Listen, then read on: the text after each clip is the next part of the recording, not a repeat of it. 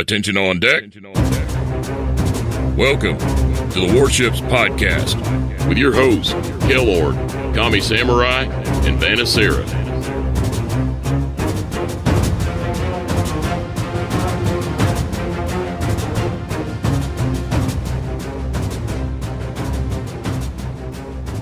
Hello and welcome to episode 87 of the Warships Podcast. I'm your host, Kelorn, and our old friend of the podcast, No Zoop for You, joins Kami, Vanessa, and I as we bring you this week's World of Warships news. Before we start, we have some good and some sad news to share. This week, we learned that Sirs B-79 passed away from a massive stroke during surgery. From what I've been able to learn, he was already sick and a hemodialysis patient, but this loss is a blow to the community and the World of Warplanes community, which he was a part of. His sister has started a GoFundMe page for his funeral that we'll link in the episode description for those able to donate. Rest in peace, Roger. Yeah, I'm going to miss this guy. He was a good guy for the community. He used to come in, hang out in my chat and everything. We used to have some good conversations and, condolences to his family. And I hope everyone out there that's, part of the ship's community will at least, if they can't donate, at least say something nice about him. I know a lot of streamers knew him. And a lot of people in the community knew him. So, again, this is another sad day, but we will miss him. But he will not be forgotten. Yeah, I'll go ahead and echo that as well. Always in such a small community. And I know Warships and Wargaming, there's a lot of players. But really, when you compare it to other communities, it is a smaller and more tight-knit community. So anytime you lose a personality that's well known, it's a blow, and it does hurt the community. So like Kami said, again, thoughts and prayers go out to the family, his family, his sister, everyone. And it's really sad to lose someone that prominent in the community. So yeah, very, very, very sad news. I just feel one of the things I feel bad for him just because it sounded like he had a lot of things, going on health wise, and that it all kind of came to that he passed away during surgery and wasn't even there. That always is a hard thing to accept, Yeah, I think that goes back to the whole, I feel like life's too short to be mad all the time. And this is a perfect example of someone who, every time I talked to him was in good spirits. And, I don't think a lot of his health issues were known, to a lot of people. I personally didn't know him until we got the news of this happening. So, don't take life for granted. Don't take your friends, your family, anyone for granted, because you never know when something like this can happen. And yes, he was sick, but I'm sure he did every day. He lived life to the fullest, and it's sad that he, passed away in the way he did. But we won't forget him. And the community's been hit hard, the last couple months. We lost D. Schaefer too, right, from the forums, and now Sirsby. So, losing some people that have been known on the, in the community. So, treat your community members right, and we'll miss Sirsby though. For sure. On a bit of a happier note, the podcast is pleased to announce that none other than Arun will be joining us as a new co-host as Kami joins Wargaming in Austin. Next week on the 31st, Arun will join us to hand off the baton from Kami for his last episode. This will be a new era for the podcast, and we're really looking forward to it, even as we wish Kami the best in your new job. Yeah, some would say it might be an upgrade, but I'm happy that Arun accepted the position of being the co-host. He's very knowledgeable. You cut me off before I was able to say it was an upgrade. You were waiting for that, weren't you? Yeah. It is a new era for the podcast, but I can promise you guys that Arun will bring a lot to the table, and that the podcast will continue the way it's going, and its upward trend. I think just adding someone from another region, the EU region, is only going to help the podcast expand to more people. And yes, EU does listen, but this is, a true EU guy, because, Kelorn and Vanessa and a lot of our guests, I would say, are, from the NA area. So it's nice to have someone that's going to bring a different perspective to the show. And I'm sure there'll be a lot of conversations and fun times ahead for the podcast. No doubt. I'm really looking forward to, I've always really appreciated his analysis and kind of his dry humor and way that he kind of is analytical on looking at the game. So I think it's going to be a really good addition to the podcast, and I'm looking forward to talking to him on a more regular basis. Yeah, I think we've had him on a guest. He's kind of like our ranked guy, right? Like that's when you would come on and we talk about ranked ships. But now you guys are getting to listen to him, after next week, every week. So I think it's going to be good, and it'll bring a different, I would say, a different perspective to the show, and a different, because he thinks differently than us too. And it's good. It's good that a new co-host is taking over. I will miss the podcast. Next week will be a very bittersweet and sad episode, I think, because this has been something that we've been working with, and I've been hanging with you guys for almost 2 years, almost 2 years, yeah. So it's been a long time. We've done a lot of episodes, and it's been a lot of fun. We got to meet a lot of new people on here, but I'm sure as the podcast continues, you'll meet a lot of new people. I know the guest list, even after next week, is an extensive list that Killorn has written down. So it'll be good. It'll be good, and a change for the show. Agreed. In other news, we have a giveaway this week. Yesterday, I put out a promo simple link for 5 CC crates and 30 CC subscriber camo codes. Each of the codes has 10 camos in it, and they're up for grabs for anybody who enters via promo simple. We'll include the link in the episode description, so make sure that you sign up for that. In addition, our Patreon backers were notified yesterday that we're giving away 5 crates and 5 camo codes via giveaway exclusive to just those patrons who help us make the podcast. If you're a backer, make sure you check your email to sign up for that. One more quick piece of bad news before we start. We learned this morning that Wargaming Seattle has closed its doors. The Seattle office didn't support World of Warships, but rather another IP that was not yet released. It's not clear if that IP has been canceled or will be picked up by another studio, but we were sad to learn that one of the Wargaming NA studios has closed its doors for good. And I know this affects you a little bit, Vanessa, because you actually knew these guys, right? Yeah, I did know some of them. I got to meet a lot of them during the Let's Battle Tour Seattle and a couple years ago. And so it's really sad. I know they were working on a big project. And a lot of these people had been around, this was gas-powered games. And for those of you who ever played Supreme Commander, that was a pretty big game, and its lineage goes all the way back to Total Annihilation, a really popular and one of my favorite RTSs growing up. So yeah, the closure of this studio really kind of hit home, and very sad to see. I know, I mean, the Pacific Northwest is got a ton of gaming studios, got a ton of places. Hopefully everyone will be able to get back on their feet quickly and, find new jobs. But it definitely is a blow.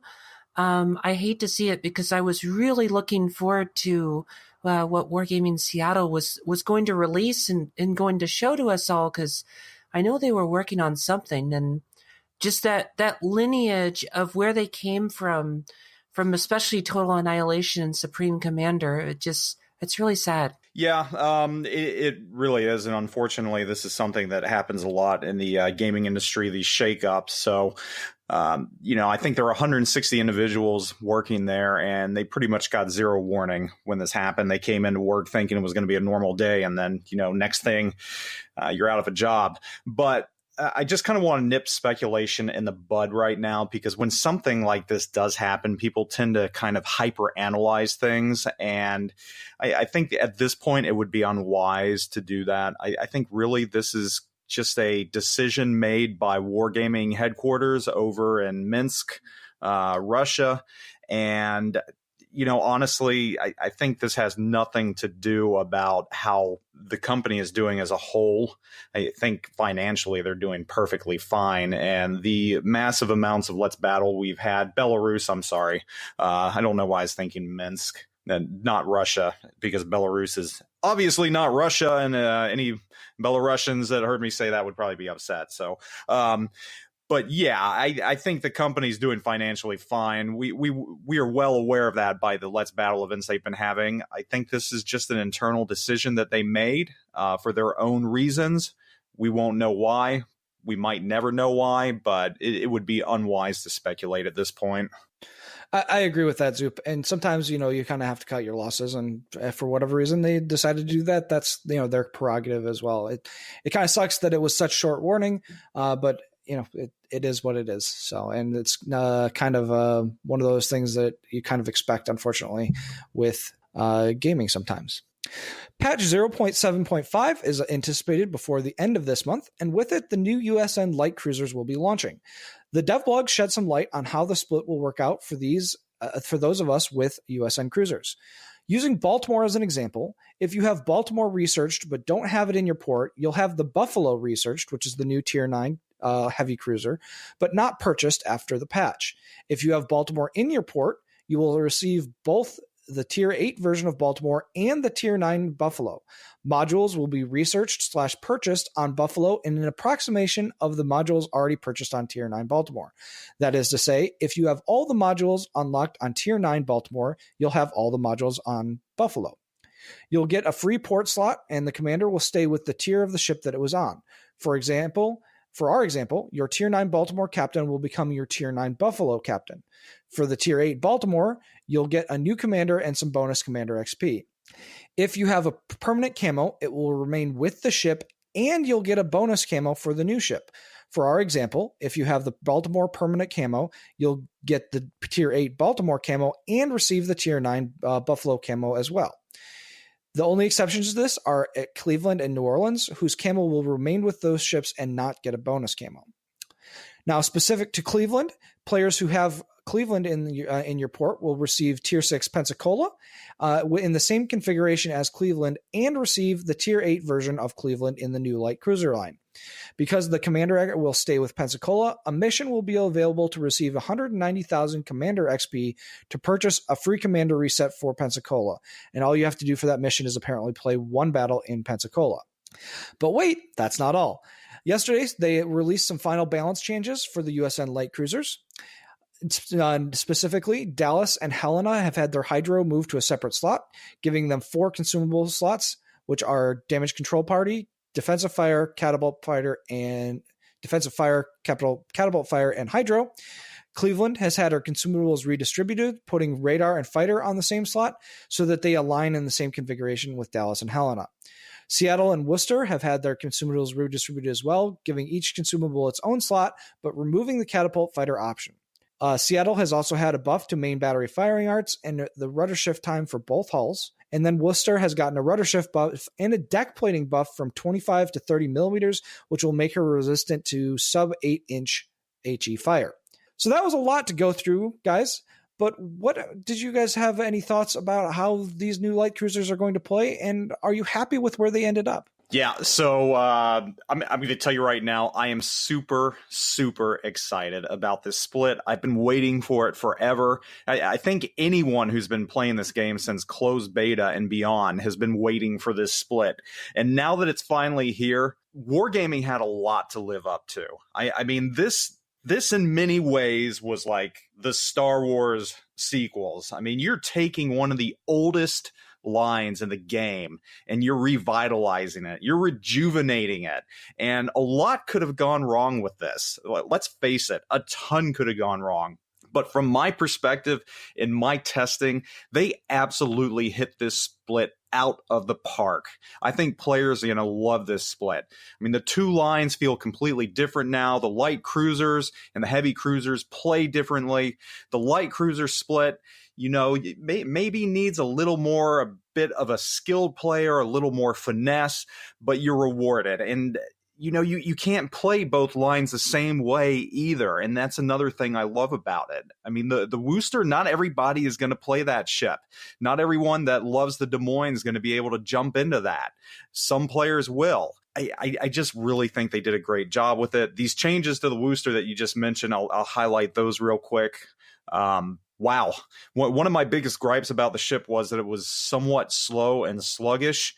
This obviously doesn't help the giddy up and go part of it, but it does help the turning a little bit. So that's going to be nice. The change of these final tweaks that they've made are good. And yeah, I'm just really, really pleased with where Wargaming took this line. And I think a lot of players are too. It has revitalized the U.S. cruiser line. And not only that, it's made it relevant. For the longest time, the cruisers were not relevant in the U.S. cruiser line. I mean, let's be honest. It's not like Baltimore was a great ship. It really wasn't. Some players could make it work, but it just wasn't a spectacular ship when you had other options out there. The Cleveland used to be a great ship, used to be overpowered back in the day, went through significant changes, tier changes, everything else to where it is now. And it's just kind of a meh ship. It holds a special place in people's hearts, but no one says, hey, I'm going to go out and play the Cleveland because I love this ship. Really, the only ship out of the entire U.S. line that was worth its spit was the Des Moines. And not everybody got to the Des Moines because it's a tier 10 ship. Those that did obviously prospered playing it. But now I think with these changes, putting Pensacola at tier 6, moving things around, moving Baltimore to tier 8, having the Cleveland over at tier 8 on the light side, Helena at tier 7, which is an absolute blast to play. You know what? I think this line is going to find the way into a lot of players' hearts. So well done, Wargaming. You did this right. You did it right. Vanessa, Kami, I guess what are you guys' thoughts on the USN light cruisers and these final tweaks? Well, I do agree with some points there. I am taking a cautious approach about this, and this is where I'm going to disagree with Zoop a little bit. Yes, there are major changes with the USN cruiser line, and I feel like a lot of players are going to struggle with this. You did mention the skill cap, especially with the light cruisers. I don't necessarily agree that Wargaming might have hit it out of the park with this split. I do feel that, they definitely succeeded in major changes, that's for sure and obvious. But these cruisers definitely take skill. It's not like all of a sudden, they became overpowered or became even more comfortable to play. I think they were raised up a little bit, but in the grand scheme of things, these cruisers in many cases are still a struggle, especially if you come from other cruiser lines, and they just do not play or have that, it's not like the German or IJN cruisers that you can just get away with so much stuff. If you make mistakes, you can kind of make up for that, or you could just take the hits, or you could just be stealthy, or it requires a lot of thinking and a lot of strategy and tactics with these ships. And for those people who know how to play them, you're going to have fun. Worcester, I had struggled with that ship for quite a while, but I got to play some games with Business 6 a while back, and I proved that this ship, or the Worcester, was an amazing team player, assist, and support ship, probably the best support ship in the game. And while I didn't necessarily have amazing damage numbers, I mean, some games I had some good results, the fact of the matter that I was in position or able to support or make sure that every game we played, we got the W, to me was amazing. And for those players who really kind of have that mindset and can utilize these ships to the fullest, I think you're going to love them.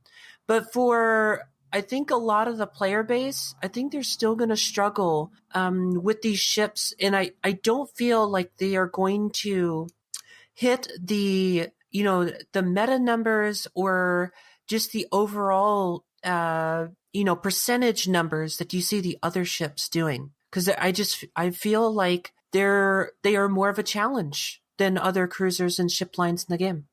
So I guess one of the things that I actually disagree with you a little bit as well as Zoop. I think that you are correct that they knocked the heavy cruisers out of the park, but the heavy cruisers, especially the Buffalo, is phenomenal. But I have a real problem with the light cruisers, and it's not just the USN light cruisers. I have a problem with light cruisers in the game in general. The British light cruisers are very difficult for me to play, and I kind of avoid them. And so I really wasn't expecting to be able to play the light cruisers at a high level either. But I guess, Kami, where are you at with these? And are you kind of with Vanessa that they're not quite right, or do you think the Zoop is closer to Zoop and that they're amazing? Well, the heavy cruiser line, I think is good. The Pensacola, I mean, it's the Pensacola, and I mean, being a tier down, I think it'll be fine. Like, I think the U.S. and heavy cruiser line will do okay. People that have played this game for a long time probably won't play the Pensacola or New Orleans very much anymore. Even Baltimore, I don't know how much people are going to play Baltimore. I actually liked the Baltimore at tier 9. I thought it was fine. I had a lot of fun in that ship. I mean, but then you get the Buffalo, and it's just, I guess, better. You know, you get another turret. You know, your protection isn't as good and all that, but it's just a better ship probably overall. But I think I'll have to agree more on the side of Vanessa. The U.S. and light cruiser line, yes, they have taken a long time to develop it and develop it to the way they want and test it to the way they want. But it is a line that is going to take a lot of learning how to play it correctly. It is a very tough line for a new player to pick up, and I wouldn't suggest it at all. It is a line that's going to take a lot of skill to get yourself into a position. And I'm talking solo here. I'm not talking in a division. You smoke them up, whatever. You have a lot of fun and pew pew. But as a ship that maybe you're grinding or you're trying to learn how to play, you know, this line is going to be rough, because you're going to have to learn how to protect yourself and with an island.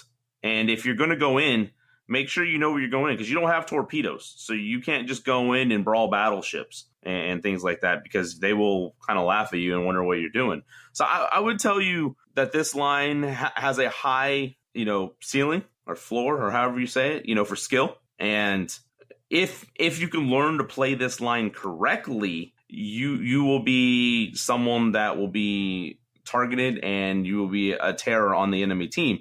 But I'm going to tell you right now, there's going to be a lot of people that don't want to take the time and effort to learn how to play this line correctly. Kind of like the British light cruisers when they came out. You know, a good Minotaur or a good Neptune, or, you know, Fiji's one of my favorite ships in this game. Edinburgh, not so much, but, you know, a good light cruiser player can do a lot of good things. But if you're put into the wrong position at the wrong time and you're not paying attention to everything, you can get, you know, shot at from the other side of the map. And there's been a couple times that it's happened to me in the Worcester. You know, I wasn't paying attention, and they went 40K, you know. So I would just caution people to be like, oh, I'm just going to go hop in these ships and go around and start shooting. I would definitely tell people to want to learn how to play these ships correctly. And I don't know, it'll be interesting to see when they get into the game and see how people do. Well, I guess, Zoop, now that you've heard their thoughts, do you have a rebuttal? Yeah, Mr. Speaker, I was mentioned by name. I would like my time extended, please. Wow, way to pee in my Cheerios, guys. Thanks. You know, I'm busy here giving this nice rah-rah speech for this line, trying to get pumped up, and then I knew where it was going when Vanessa just took a deep breath and kind of. But you know, that's okay. That's okay. And I wasn't saying that the line is perfect. It's not perfect. I mean, right off the bat, Tier 8 Cleveland, in my opinion, is a trouble spot on the other side. But you all also bring up some good points. And I wasn't saying that beginners are going to be able to jump into these ships. I was talking more along the lines of when people can use them to their max ability, I think these ships are equal to the other lines in some way. I mean, let's face it. Royal Navy line, if you make any mistakes in those ships, any mistakes whatsoever, you're going to get blapped. I think, honestly, these ships are a little more stout than the USN cruisers are. The French cruisers, I think I've deleted more mid-level, mid-tier French cruisers than I have of any other ship out there. And that goes for the IJN ships as well. I mean, Teneroos and everything else, granted that's lower tier, but even in the higher tiers, until you see the Zhao and, you know, the Ibuki at 9 and 10, they have a tendency to bleed and cough up citadels a lot as well. So does Ibuki. Ibuki is a Citadel magnet. Yeah, exactly. So it's not like the other ships, the other classes are any better. I mean, really the only class of cruiser that I would heartily recommend to a beginner wanting to play cruisers that just wants to jump into something that, can take a beating is the German cruiser line. And that's just an anomaly. The other cruiser lines just don't really play like that. So I think when you're looking at the potential of the light cruiser line, of a player that is willing to get into them, willing to learn the nuances of them, I think they will be rewarded heavily. I think they will. I mean, you put someone that is willing to put in the time, and they're going to enjoy the line, they're going to get the most out of it. I don't think it's any worse than any other line right now, except maybe the German line. And again, if light cruisers aren't your thing, the beautiful part of it is don't play them. Go back to the heavy cruiser line where you've got ships like the Des Moines at the very top, the Buffalo, and the Baltimore. Just to clarify, oddly enough, out of all my USN cruisers, I have my highest WTR rate is in the Baltimore for some reason. I played that ship phenomenally, and I don't even know why or how, because I didn't even enjoy playing it. But I still stand by what I said, that Wargaming got both of these lines right. Yes, the light cruiser line is a little harder to play. No, beginners are not going to have a great time in it, especially if they're new to cruisers, period. If they're going through the light if they're starting from the very beginning on USN cruisers, I would recommend going up to the heavies first and get Des Moines first before trying the split. But I think the light cruisers are good. And to touch on Vanessa's point about not doing a lot of damage and everything else, I'll admit I didn't do a lot of damage in some of these ships, but I didn't mind because I was playing these ships to a specific role. For instance, the Cleveland, I was shooting down destroyers left and right. I mean, it is a destroyer killing machine, provided that you can maneuver yourself into a position that you're not going to get blapped from the side across the map 20 kilometers away by a tier 10 ship that just happens to be in your battle. So really knowing the map, using terrain is going to be important for this class. It really is.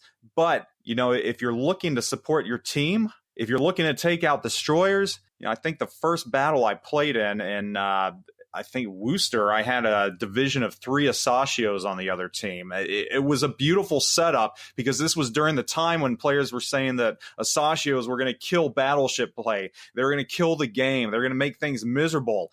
Just got the Worcester for testing. I jump in, 3 Asachios. I'm licking my chops. Take out 2 of them. I mean, these ships are designed for making destroyers miserable, provided that you can get into the right positioning for them. And again, if you're in a division with other players that know what you need, know what you want, you can communicate that you need smoke, you're going to be fine in them. But if you're playing solo and you're not as good in cruisers or you're a beginner, yeah, it might be a little tougher. But put in the time, take the time to learn the light cruiser line. I think you will be rewarded if you can eke out the full potential of these ships. Now I'm off my soapbox. I'm done rah-rahing again. You all are welcome to poo-poo what I said again, if you so desire. All right, well, we'll go to our resident poo-poo. Vanessa, would you like to, give Zoop a hard time? Well, geez. No, one aspect that I would like to bring, and you were touching on it at the very end there, is I played these light cruisers from a destroyer perspective. And I think that helped a little bit because I do play a lot of Flint, and Flint and Atlanta are really just destroyer leaders, or destroyers with a citadel. And so, I definitely, I feel that helped, but I also looked at it from, I'm a destroyer player, and these ships are going to radically affect destroyer play, especially in the higher tiers. Because the moment you spot a USN light cruiser as a destroyer, you're in radar range. And many people take the radar module. And so, you're looking at 40 seconds, 56 seconds, however long of radar that's just lighting you up. And now you're going super defensive. And we know everyone's propensity to, oh, look, a destroyer. Everyone, let's shoot at it. Yeah. So this is going to have an effect. Now, granted, hopefully people are going to be shooting at said USN light cruiser, but there was often times where I was able to radar that destroyer. We were shooting at that destroyer, and while people were shooting at me, not necessarily, I was taking as much incoming fire as that destroyer was taking incoming fire. And especially if you are hiding behind an island or, using cover between you and the big nasty battleship, yeah, it's going to have an effect on, I hope it's not an adverse effect, but it's going to have an effect on destroyer play, especially at high tiers. I knew you would come around and see that I was right in everything that I said. It just took you a little while to think it through. I'm kidding. But yeah. When Vanessa beats you up, I'm going to laugh my butt off. I know. I'm tempting fate right now. I really am. But no, that is a good point, though. These cruisers have a very good role in their anti-destroyer capability. And destroyer players, and I love playing destroyers, too. I don't necessarily consider myself a destroyer main. I play all three classes about equal at this point right now. But as a destroyer player, yes, I am going to be very, very wary when I see these ships. And let's face it right now, everybody says that battleship. Hold on, did you say all three classes? Yeah, I'm not acknowledging aircraft carriers. I'm sorry. So you caught that, didn't you? I think you just made Kami's day there. I think you did make Kami's day, like maybe his whole month.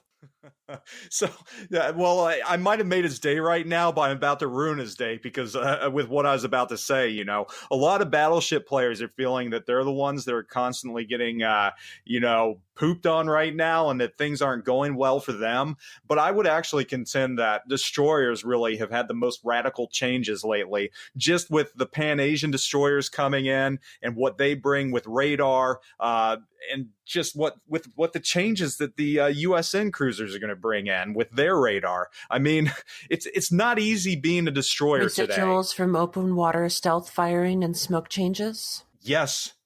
Changes that I might add needed to have been made, but it doesn't help, especially for someone who, might be a destroyer main and that's all they play. They've really had to adjust in the past year. It has not been an easy road, and this is going to make things a little harder. But yes, I stand firm with my three classes comment, and until the rework actually happens, it's going to continue to be three classes.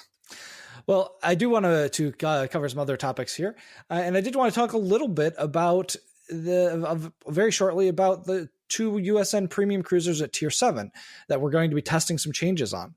First, Indianapolis is getting a rudder shift and a turret traverse buff that is going to help with the comfort during play. And then Boise is getting a main battery accuracy buff, increased turret traverse, and a corrected turn signal radius, turning signal radius, circle radius. I just can't talk today. These ships have got their 9.9 kilometer radars, and I guess these aren't huge buffs to these ships, but I feel that there's some quality of life things that have made playing Indianapolis, especially, to be kind of onerous, and people don't want to play it so much. Do you think that this is enough of a buff to these two ships to make them desirable? And I guess where are you guys at with Boise as a premium ship now that we've had a chance to play with her a little bit? Well, I like Boise and I like Helena, and for someone who loved the old school. I didn't hear anything about Indianapolis in there and the liking. Well, I will give Indianapolis a test. I mean, Indianapolis, I think with these changes, especially with, the utility that it does bring at Tier 7, could maybe help a bit. I think at the end of the day, Indianapolis is going to be an okay team play ship within divisions. For solo play, don't think so. But Boise and Helena are fun. And they really do remind me of the old school terror of Tier 8, the Mogami. And in the classic 155 setup, just so many guns, such good rate of fire. I mean, yeah, it's a shame no torpedoes. But, I mean, it's fun. And you have two different options. You have Helena, which is a really good, well-rounded cruiser with what it can bring to the table. And you have Boise that trades its AA suite or effective long-range AA for radar. And I feel that people are going to have fun with this. It's at tier 7. Tier 7, in my opinion, is one of the most comfortable higher tiers to be in just because of where it falls in the matchmaking. And I feel like the ships there are, not too overpowered, but definitely not underpowered. They definitely feel kind of right. So yeah, I think I'm going to enjoy at least those, and maybe I will give Indianapolis a little more love and throw the Naptown around and see how it does. Yeah, I just want to remind everyone right here that the Helena that she's talking about is a light cruiser in the light cruiser line that I enjoyed so much, but was not enjoyed by my cohorts here quite as much as I enjoyed it. I didn't say I didn't enjoy them. I know. Look, I'm just giving you. And Helena is the best part of that line, and Blazer is basically a Helena. But even better than the Wooster. I do not like the Worcester. You don't like Helena? it? But Helena, I will take out any day of the week and just pour out fire from all angles. It's Vanessa's right though. She really is. The Helena is probably going to be the most comfortable ship for anyone to play in the light cruiser line. So she makes despite my gentle ribbing aside, she makes a very good point. And you could probably play up to 7 in that line and not go any further and be very happy because the Helena is such a strong ship. But touching Indianapolis right now, I think they had to make changes on it. They really did, because with the light cruiser line coming out and all the changes, if they didn't, I think it just would have been left into the dust. I don't think it would have withstood and been a viable ship to play had they not done anything to it. I'm a little disappointed that they're not putting Nick Cage on it. I think that would have been a excellent commander to have on that ship, as cringeworthy as that movie was. But I think these changes are a step in the right direction. I don't know that the changes to the Indianapolis are going to be enough that, people that don't have it are going to actively seek it out and say, hey, I want the Indianapolis now. I really think the ship is going to remain just a kind of port queen for people that have a sentimental soft spot for the ship and just feel that they have to have it for historical purposes. So with that, I don't think it's going to suddenly become a very relevant ship overnight. I think the players that have enjoyed it in the past that like it are going to continue playing it. And I think the players that don't have it are just going to continue to ignore it. And that's just kind of my thought on it. So just to kind of off topic, but, we've got the Indianapolis and, we've got all these other cruisers. Now, there is a ton of USN cruisers in the light and heavy flavor that are available from this time period. And we've got the Indianapolis, which is a Portland class. And I know many of us in the past have talked about a Northampton class. And, with these changes, if we ever saw, a Northampton class, do we think that, or speculate that, would kind of see the same problems as the Indianapolis, or, maybe if we got like the Chicago or, the Northampton, I don't know, could we have like a triple split line? I know they do that in tanks, where they'll have like, offshoots of offshoots and multiple different options. But would you like to see, maybe a triple line split with the USN cruisers? Or I would say no. I don't think the Northampton is that much different than Indianapolis. And I mean, you got to remember that the Pensacola is still in the game, just moved a tier down. I think you put a lot of the ships in there that are the same. I don't think it brings anything. And if you're going to do that, then you got to figure out more ships that you're going to do if you're going to make another split. And I think right now with the light cruisers, I mean, there are potentially some more heavy cruisers if you wanted to do some, but they're not really heavy cruisers. They're like treaty limit heavy cruisers. And I don't know if you really need that. I mean, if you're going to put a Northampton in, maybe bring it in as a premium or something. But I think that where they're at right now is kind of where they need to be. And I'm not sure if they need more USN heavy cruisers. I mean, you got to think a lot of the cruisers that we built, during the treaty years, and then as we built during, World War II, a lot of them, once we got to the war, were the same. We just built big classes of the same ships. And I don't know if there's enough there to make a big enough gap. Now, are there some choices for premiums there? I think so. I think there would be some good choices there, but we don't need a third split on the line. I feel anyway. I mean, maybe you guys have a different feeling, but the Indianapolis, I can be honest with you, I haven't played the Indianapolis in years. I would say I couldn't tell you the last time I played it. I can tell you I played the Pensacola more recently than I played the Indianapolis. But I think Tier 7 cruisers, I think the Helena is definitely a ship that's going to be played a lot, and I feel like that ship is in a good spot.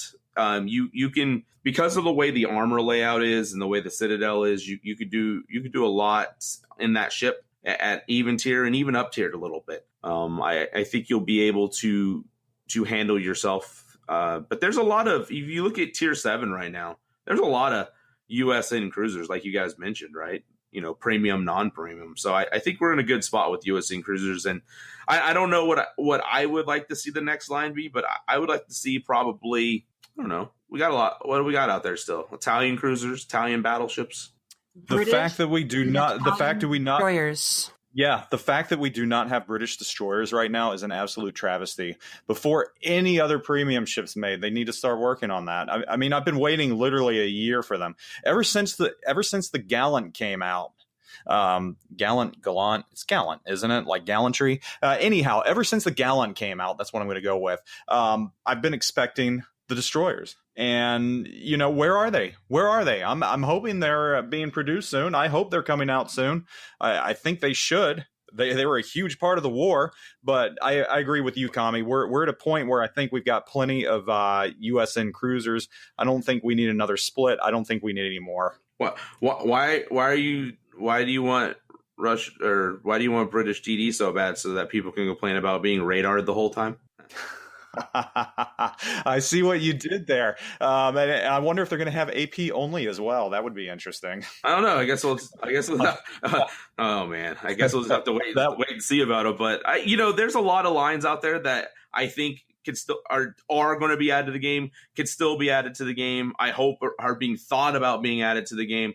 But yeah, I'm not sure right now we need another cruiser line, especially with the light cruiser, USN light cruisers still coming out. Maybe in the future, not so, they'll think of something to add on to there. Maybe they'll do. I know on tanks, you guys talked about this earlier, but on tanks, looking at their tech tree, they kind of have a straight line, and then they kind of go they have like an up from it, and they go over a couple, and they go down. And maybe they could do that, but I think for right now we can leave it at what it is, and expand and get some new lines and more, because at some point, right, they are going to run out of the main fleets that were involved, right? We all know that we're starting to get to a point where countries are running, ships are, big navies that were during World War II, we're going to run out of ships. We all know that. So I would think if they get to that point, you would start seeing some branches off of the lines that aren't full on, lines. So I would wait, but I would definitely say we need to move on from these once these ships come out and get planning on another line. And in between this line and the next line, there's going to be about 30 billion premium ships that everyone can look at and laugh at and like or love. And, we'll just say there won't be an absence of ships for people to play. No doubt they've got plenty coming out down the line already. And one of those is the Tier 9 cruiser Kronstadt, which is in her final form and has a few more changes made to her. The damage control party has been changed from a normal cruiser damage to a normal damage control party with no charges and a normal cooldown. You must now choose between spotter and defensive fire rather than spotter and hydro, but she does keep her radar in a separate slot. She'll be purchasable for 750,000 free XP via the text tree. And I guess the important question of course, is she worth that much? I'm going to be honest right now that I just from what I've been seeing and playing her, if I had the choice between the Musashi and the Kronstadt, or that sounds kind of German, doesn't it? Yeah, I'll Americanize it, the Kronstadt. I would go with the Musashi. I really don't know that I would pay 750,000 hard-earned free XP for a cruiser. That's just my thought. It might appeal to some players out there, some players that absolutely love the Russian line and Russian cruisers, but just my personal taste, I think you get a lot more from the Musashi. And I've been an advocate of the Musashi for a long time. I know a lot of players don't like it, but really, again, just to kind of tell what you get with it, you get tier 10 guns at tier 9, and you take away a tier 10 ship from the enemy team, forcing them to take tier 9 using your tier 10 guns. But that sounds kind of roundabout, not right. But no, I really, from my perspective, I don't know. I'm going to have to play it a lot more and just see if it's worth it. But right now, I'm kind of leaning towards not really. But the changes are all right, I guess. I think this goes to a bigger point. Is this going to be a consistent thing where they are going to be putting in tier 9 ships premiums for 750,000 free XP? You know, it seems like it is. Like they've made a habit of this now. Yeah, this is the third one, so I think this is going to be kind of a thing. Now, here's the next interesting question above that, Killorn. Do you feel like the Musashi is going to stay in the game? Because we know when the Musashi was coming out that there was a big thing about the Missouri going away. Now, do you think the Musashi is going to stay in the game, or do you think with the Kronstadt coming, or do you think they're going to remove the Musashi? See, I think that they're going to have Kronstadt and Musashi in the game at the same time. My guess is that what they'll do is eventually we'll probably see another tier 9 cruiser premium. And my guess is that we will only see one tier 9 cruiser and one tier 9 battleship available for free XP at a time. So here's the question, Killorn. Is it going to be the Alaska? Oh, that would be my guess. Yes, that would be my guess. Please, see Alaska. Wouldn't that be good? Because, I mean, it had 12-inch guns, right? So yeah, no, the second that I saw Kronstadt and Stalingrad, in the first time they were mentioned, and that I saw that they had 12-inch guns, I immediately thought, okay, if they're going to do this, we get Alaska. And so, yeah, I think that you that's a perfectly valid speculation that eventually we'll see Alaska, and that you will see either when we get Alaska, you'll see Kronstadt leave the tech tree. It would be good. No, we don't have, now don't take our word, but we have no proof whatsoever. It's just pure speculation, but it would kind of fit if it was the Alaska. Yeah, or Guam if they're going to go with, premium naming scheme. One of the things that, and you both were kind of touching on it, Kronstadt, I feel maybe people should get it if they are a Russian cruiser player. And I think for those people who really love those ships and play them often, I think you might have fun with Kronstadt. And, as the others were mentioning, we're starting to see a track record, a pattern with these, higher than tier 8 premiums come out for 750k XP or free XP. And we're starting to see a pattern. And again, this is speculation and we're just, it's subject to change. If, say, Musashi starts to be phased out as Kronstadt's coming on, then we definitely have seen a pattern. And we know, okay, well, this ship's going to be available for a while, and maybe you should get it if this is something that remotely interests you, because at some point it's going to go away. And in that aspect alone, I would say, yeah, these ships are actually probably worth it. Even if maybe you don't play them much now, you might be interested in this in the future, and it may not be available in the future. And boy, would it suck if you sat there and go, I would really love to play this ship, but now it's not available anymore. And only a handful of people have it. And now I'm totally jelly. So there is that aspect to think about if the pattern kind of holds true. What kind of? Yeah, that's a good point. Jelly, grape. That's a really good point, and one I really wasn't thinking of. 750,000 XP. While it might sound like a lot, with all the flags that are thrown our way, all the flags you get in crates, you should always be playing with your free XP bonus flags.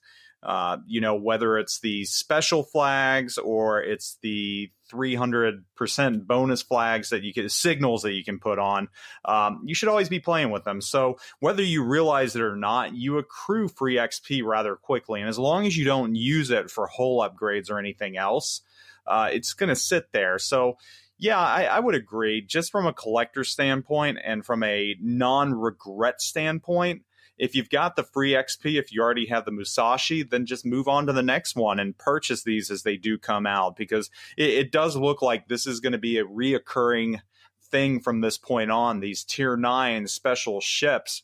And if we got the Alaska at some point, that would be awesome. But yeah, it does seem like this is the move that Wargaming's making, that they're going to continue pumping out these tier 9s that cost 750,000 free XP. And I think that's good too, because they don't sell tier 9 premiums. They said from day one that tier 9 was something that they're not going to sell ships at. And you can argue and get into semantics whether forcing someone to buy free XP if they don't have it is causing them to buy it. Technically, it's not. So it's a way around that little thing that they said at the very beginning. But, this is a way for them to get these tier 9 premiums into the game, these ships that might not really have a home or that are oddballs like Alaska.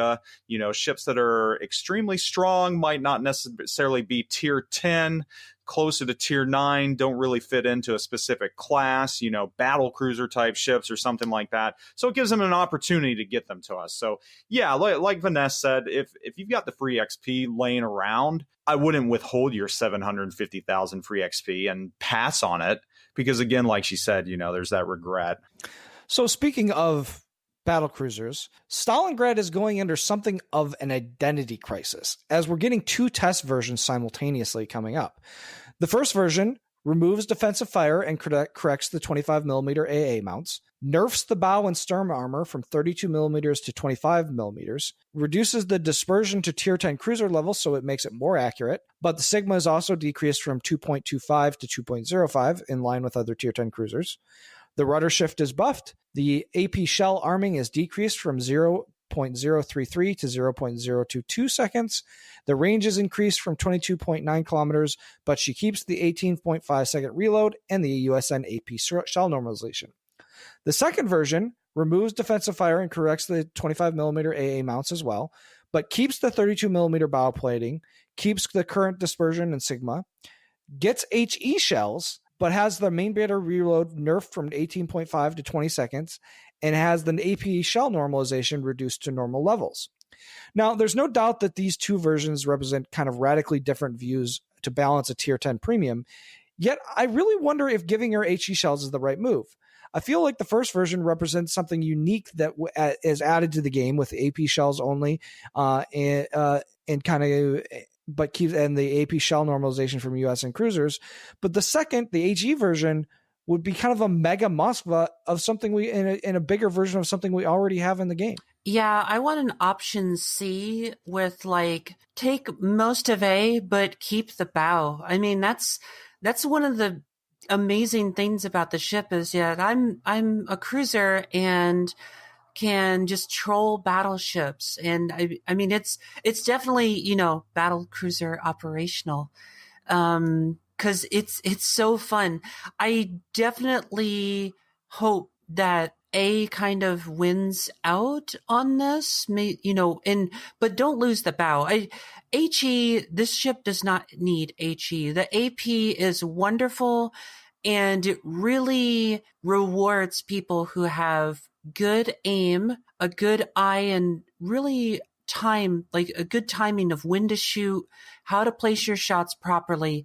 And that's an aspect that needs to be promoted, not just spam HE. And we already have Moskva. We don't need another mega Moskva. I agree.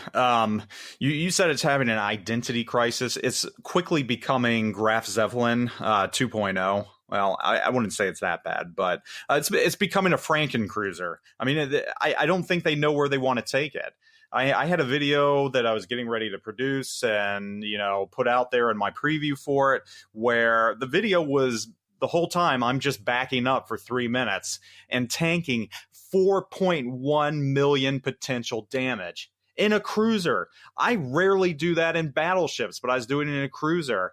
And I think that I know a lot of people were kind of against that at first, but the more and more I think about it and combine with what Vanessaria is saying right now, it's a good thing. Having a ship out there that kind of forces or gets people into the mindset of tanking and continue to tanking, that's a good thing. Granted, I wish something was like that at the lower tiers so that when new players were getting into the game, they learn that a lot quicker and not carry on bad habits. But the tankiness of the ship was its uniqueness. And yes, its AP could be absolutely damaging at range. And I think it was more well suited to range. And for what I saw, I think they changed the actual fuse on the AP shells. They made it a little shorter. So I don't think you're going to have quite the potential to bury in to some of the citadels that it was before. And correct me if I'm wrong, I might have misread that or misinterpreted it.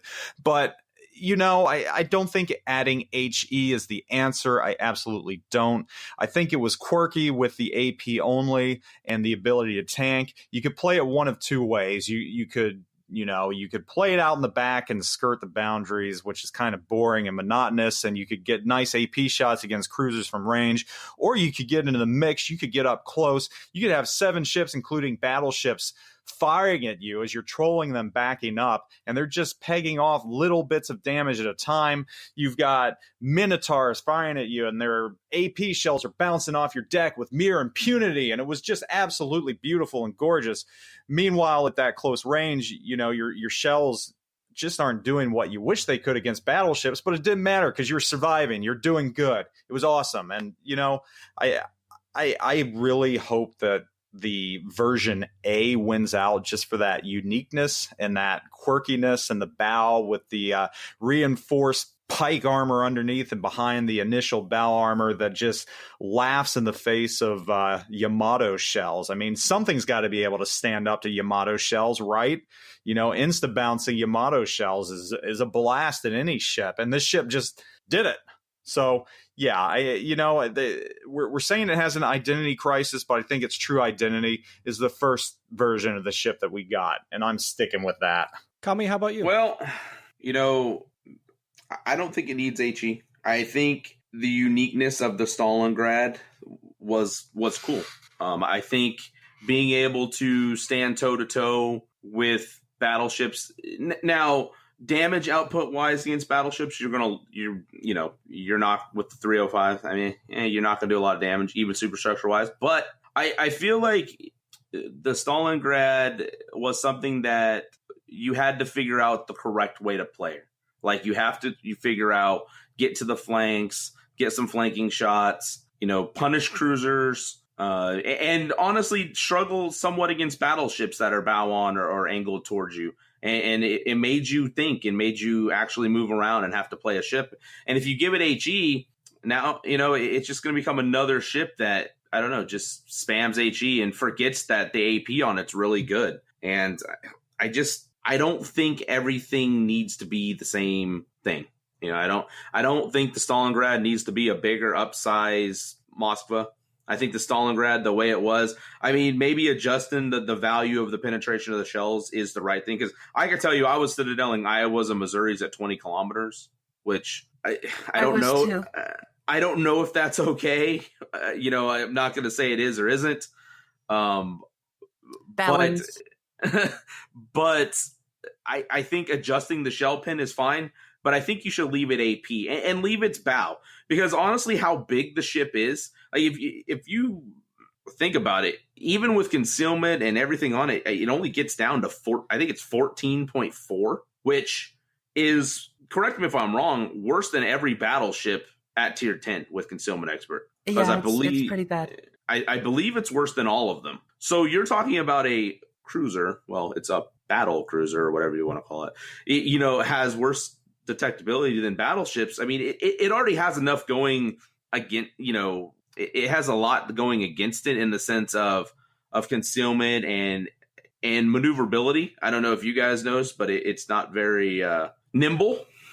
It handles like the Exxon Valdez. It is not very nimble. So it's kind of like a battleship in that sense, right? Once you get into that position, you're kind of there until you can figure out what you're going to do to, get out of there. So I like the AP only because you had to physically move your ship to a position to get better firing angles, where with battleships and things like that, a lot of times you don't have to do that. You just get to sit there and shoot. And same thing with HE spamming cruisers. You don't really have to maneuver yourself into a position where angles matter. And with this ship, angles mattered. And if you give it HE, it's going to make it so that people just sit. I mean, didn't they increase its range as well? Yes. And why? Yes. Why? Oh, yeah. I thought the range was fine as it was. Yeah. No, HE with that range, it's just going to encourage the type. Well, they didn't increase the range for the HE. Nope. They only increased the range for the AP. That's okay. So the A. So option A got range increase, but option B with HE did not. Well, still the range is pretty far. I mean, even option A, I don't think needs a range increase. I want to touch on something Kami said that really kind of drives at premiums in general. Uniqueness. I mean, I thought the whole point of premiums was to provide a ship that was, and I know we've gone through this phase where we feel like premium ships are overpowered in some way or another, but I thought premiums were always a way to give something different, give something outside the milquetoast blandness of regular tech tree ships. I mean, Asashio, for all its faults and the hatred that it got, offered something completely different in its deep waters that could not hit cruisers as well. I thought that was unique. It added something completely different to the plate. Same with this ship. AP only, it's different. It's reminiscent of the UN cruiser line. I don't like things being the same just for the sake of being the same, or because they're unafraid to, or because they're afraid to take risks. Take a risk. Make this ship AP only, give it that crazy bow for the reasons that Kami stated, which are the right reasons, because the ship's huge and it's sluggish and just whatever else. But yeah, I think sometimes you just need to go outside of your comfort zone. And that's what the A version of this ship represented. Well, you think about it, right? You touched on uniqueness, and there are a lot of unique ships in this game. And this has the opportunity to be really unique in the sense it's a tier 10 premium. It's AP only. It has a lot of things that are going to make it unique if they allow it to be. But if you put it back to what every other ship in this game, minus certain lines and things, have, it's going to turn into an HE spammer. And I can tell you from playing the Kronstadt that the HE was, I don't know about you guys, but I found it to be pretty miserable. I got a lot of broken shells, and I don't know if the guns are the same, statistically wise, but I would assume the HE would play a lot of the same way. And I just know that the HE shells for the Kronstadt at least were terrible. Maybe this is different, but I feel you have to have some uniqueness, and some ships aren't going to be ships for everyone.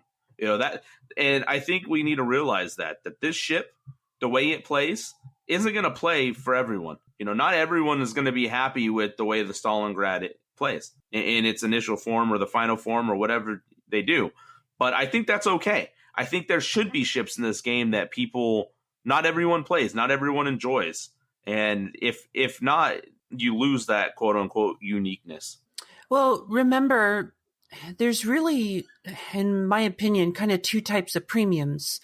One, the unique ship that you guys are talking about, but also really, the ship that kind of mirrors the line, that's really used as a captain trainer. And it's interesting to see what Wargaming is trying to do here.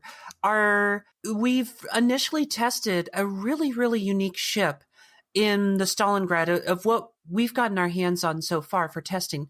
Now, remember, this is supposed to be the first reward ship for clan battles. So for those, people who are fortunate enough to have gotten up to the Hurricane League and gotten their Stalingrad flags, this is their first reward that they are going to receive. Now, are they going to want a really unique ship, or are they going to want a ship that's, that they can use as a captain trainer? And I feel that's what Wargaming is kind of struggling. Now, for my personal effort, I would hope that I'm getting rewarded something truly unique if I'm going to put all that time and effort into clan battles to receive this reward. Because there's plenty of captain trainers in the game. And granted, I understand, the frustration of maybe trying to get a unique captain set up for a unique ship. But sometimes that's part of the challenge of it. And the reward on top of the reward, the end gameplay and the end, the fruits of your labor, if you will. Yeah, I agree with you guys that I would prefer to have more of a unique ship as well. But we do need to move on, and we have a couple of quick hits of things that came up this week that we unfortunately don't have enough time to talk about. And the first of those is that the Massachusetts is getting some changes made to her secondary battery to be more powerful and more of a brawling battleship. So she's getting an accuracy buff to her secondaries, a reload buff to her secondaries, and actually a main battery turret traverse increase, as well as a range decrease. So she's really going to be forced into that close range version. We'll see how that kind of works out. The alternate version of Cossack is coming to test with an updated smoke generator and some balance changes to her guns and torpedoes. Again, this is one that I really didn't have a lot of time to test the first version, and I don't think very many of us did either. So getting this new version should be pretty interesting. And the last one is that the devs posted that they are happy with the way that the Midway and the Hakuryu balancing from 0.7.4 turned out. Prior to this balancing, Hakuryu's win rate had dropped to 6% less than that of Midway, and the changes have brought that back into line. Now, I don't know if there was some controversy about how that worked out, but apparently the devs are happy with what happened. Now, our last topic for the week is that Sub-Octavian posted to Reddit this week to address the concerns regarding purchasable commanders in the premium store. They have stated that while premium commanders may be available in the cash shop from time to time, there will also be times to earn them in-game. And I guess I'm not sure how I feel about buyable commanders, but where are you guys at with the idea of a commander that you can purchase with special skills from the premium shop, as long as there may be a way, maybe not simultaneously, but eventually to earn that captain in game? Okay, so I know this has become a huge to-do and a huge fuss, and you've got players on both sides of the fence. Personally, from my perspective, I don't mind it whatsoever. You look at any other game out there, and there's always the option to shortcut or do whatever else. And this is really all that it is. It's a shortcut. For the time-strapped individual that might not have the time to grind a commander all the way up to 10 points or whatever else, or earn those commanders through the missions that have those slight little extra bonuses the regular tech tree commanders don't have. All it is paying for a shortcut. You look at Battlefield 3 and Battlefield 4, and, they have shortcuts where you can, basically buy the entire weapon line so that you get them. And they don't do it right away. They wait till the game's been out for a while, which, Wargaming has done this as well. The game's been out for a while. So really, what advantage is this giving anyone by being able to purchase these commanders? Is it going to have a huge effect on the meta of the game? Absolutely not. It's really much ado about nothing right now. You've got a fringe group of players saying that somehow this is pay to win, when really it's not at all. I don't have an issue with it. And another reason I don't is you're going to be able to earn these commanders if you don't feel like paying for them. And from what it looks like, they're going to continue doing this. So there's always going to be these commanders out there in different missions. So you know what? If you don't want to pay for it, just wait for the missions, do it that way. If you don't have the time, you're like me that are sometimes strapped for time or have other obligations going on, and you really want one of these commanders and you just don't think you're going to be able to put in the work to get them, guess what? Go ahead and buy them. You have a chance to buy them now. I think it's a win-win any way you look at it. Wargaming is giving options. Options are good. You can either play it through and get them that way, or you can just shortcut and buy them. I don't see an issue. I really don't. So I'm going to not disagree with you. but I'm not going to agree with you. I'll take that as a win. I'll take it as a win. So here's the thing, an aspect that I wanted to touch on. These commanders, I can understand people being fussy about being able to purchase these commanders. However, let's be honest, most of these commanders that are out were limited time options. We have George Doe, formerly of Mr. Steven Seagal. Which why didn't they name him Steven Doe? They should have just called him Steven Doe. That would have been awesome. Either way, you have these commanders that have special abilities or upgraded options to their their spec, and that's why you get them. That's why you get. Are you not going to take expert marksman or reloader on Doe? Are you telling me you're not going to take that because that's the perk of that commander? So there are people out there that min-max their commanders. There are people out there, and it's regardless of whatever your game you're playing, whether it's World of Warcraft or World of Warships, there is the cookie cutter or this spec, and this is what, we want you to use to min-max. And if you're playing a certain ship and you've got that commander, especially in a competitive setting, they're going to want you to have that commander, or you're going to need to have that commander, even if it is a 1% increase or advantage. There are people out there that demand that, especially in a highly competitive setting. So if you have that and someone is new to the game, and, oh, sorry, you didn't play this game a year ago, so you didn't get Steven Seagal, and now you don't have that quote-unquote 1% advantage, that is salt-inducing for some people, especially in a competitive setting.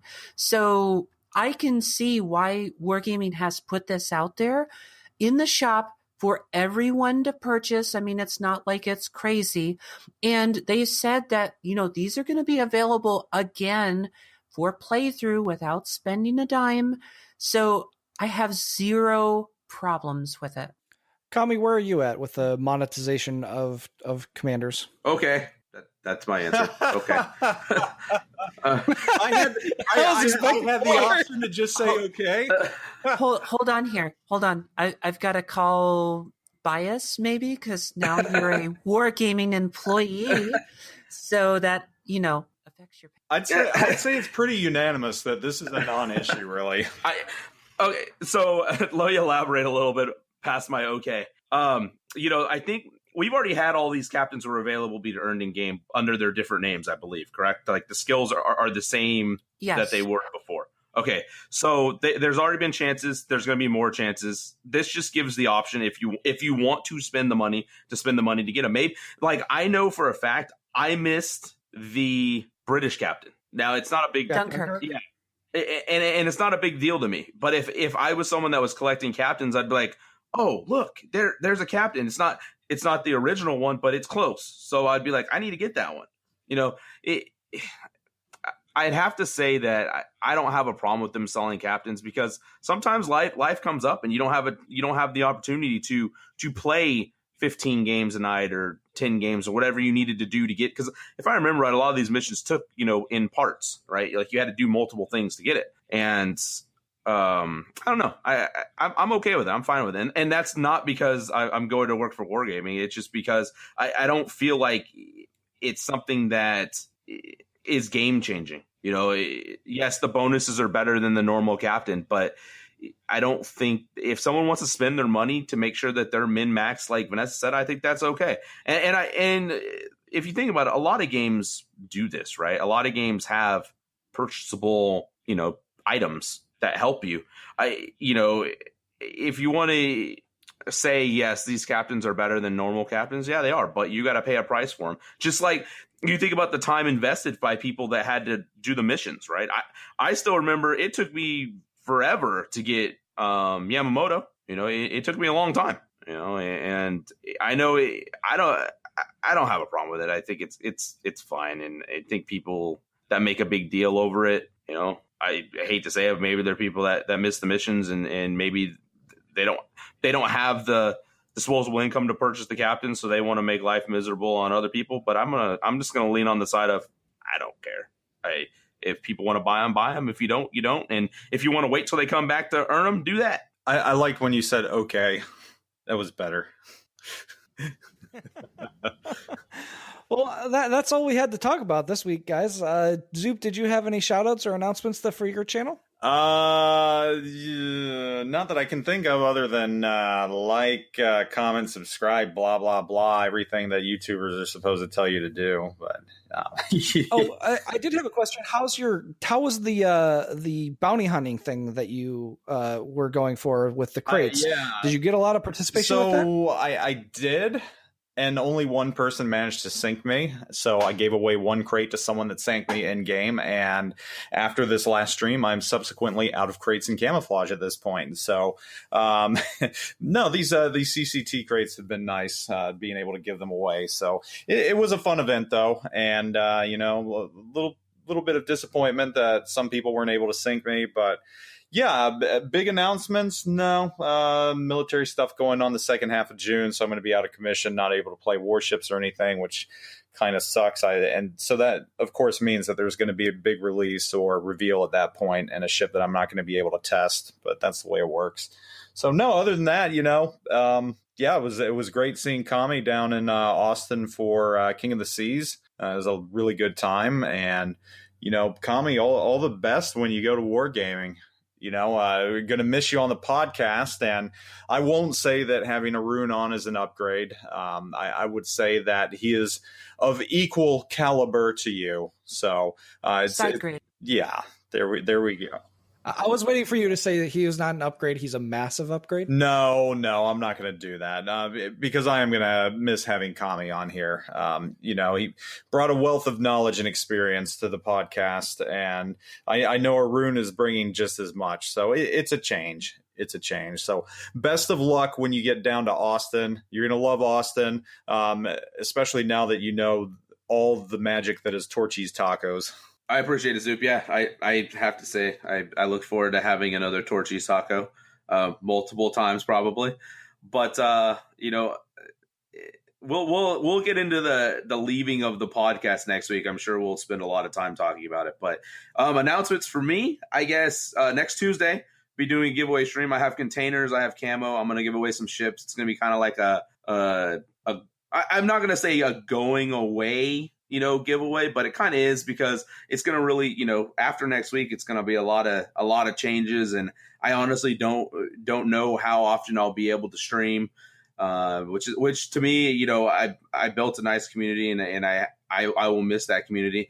But it's going to just be kind of a celebration of how far the podcast has came, going to Wargaming, getting partnered on Twitch. It's going to all kind of just culminate into a giveaway that's going to, for next Tuesday. But it'll be starting at noon Pacific, and we're going to go. I got a lot of stuff to give away, so I'm going to say it's going to go at least 5 or 6 hours. So, I mean, we got all those crates, all those camos. I'm going to throw ships in there because I know the Z39 just came out, and I know there's going to be people that are going to want that. So, I mean, it's gonna be a fun day. It's probably, to be honest with you guys, it'll probably be my last stream until I get down to Austin. That's sad to say, but it's the truth. I'm gonna try to stream today and hopefully tomorrow. But man, I'm so busy. Like this next week is just gonna be crazy. But the podcast will be fine, and we'll touch a lot more on that next week. I'm sure next week's gonna be a very, I don't want to say sad podcast. I want to say just a change. How's that? Sounds perfect. Vanessa, do you have anything before we wrap it up? No, it's going to be bittersweet. And, I loved the two of you doing the King of the Sea. It was amazing to have you two casting it, and look forward in the future to, future collaborations if they can allow you to do that with more King of the Sea. And yeah, next week is going to be bittersweet. Alrighty. Well, that's it for this week, folks. As always, follow us on Facebook at facebook.com/Warships Podcast and Twitter at Warships Podcast for updates between podcasts. If you're looking for some podcast swag, we've started up a store on Spreadshirt.com that makes podcast branded shirts, sweatshirts, coffee mugs, mouse pads, and other cool things. The URL is shop.spreadshirt.com/Warships Podcast. And we, of course, want to thank our amazing Patreon backers. If you're interested in supporting us, please consider becoming a backer yourself. Backers get access to special giveaways, like we mentioned at the beginning of the podcast. Take care, everyone, and we'll see you next week.